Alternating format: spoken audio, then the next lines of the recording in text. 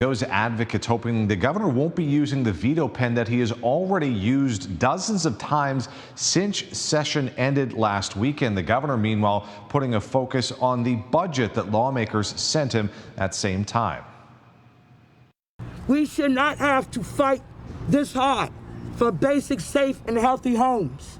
With the clock ticking, unfortunately, the laws in this Commonwealth are stacked against the tenants and in the landlord's favor. Housing advocates call on Governor Younkin to approve several bills passed by state lawmakers this session to improve conditions for renters.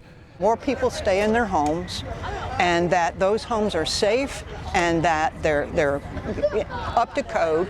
Among the bills they want signed is one that would expand local authority to hold landlords accountable, and another to extend grace periods for late rent. It's keeping people in their homes and keeping those homes safe and affordable. Obviously, we need more housing. These don't address that yet, but we'll get there. And this budget that has been presented to me takes Virginia backwards. Their call came a day after Younkin held his own rally, criticizing the two-year budget passed by the Democratic-controlled General Assembly. Lawmakers rejected his proposed income tax decrease, but kept and expanded his digital sales tax. He says in total, the current budget adds $2.6 billion in taxes, and he plans to remove them as he reviews it. I'm going to create an opportunity for us to get together and figure out where we're going to invest and other places where we might have to cut back a little bit in order to deliver a budget for Virginians.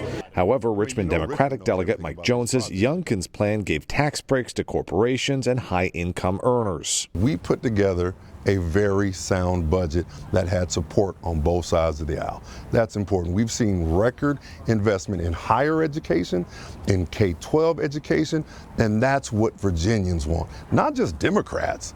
Younkin also called on lawmakers in the Senate to reconsider his proposal for a pro-sports arena in Northern Virginia. So we can get together and deliver something for Virginia that helps all of Virginia in the most extraordinary economic development opportunity that I think Virginia has seen. Jones, who voted against the arena bill that eventually passed the House, says voters he's heard from shared his concerns.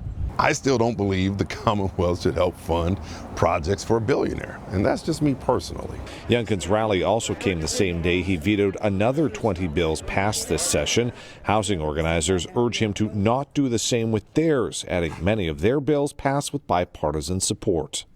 These are not things that only Democrats care about. Housing is something that concerns everybody. Now, when asked about the bills the advocates were rallying for, a spokesperson for Governor Younkin says that he is reviewing all legislation that has come to his desk.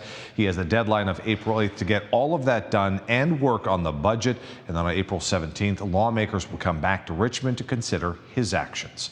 At the state capitol, Cameron Thompson, CBS 6 News.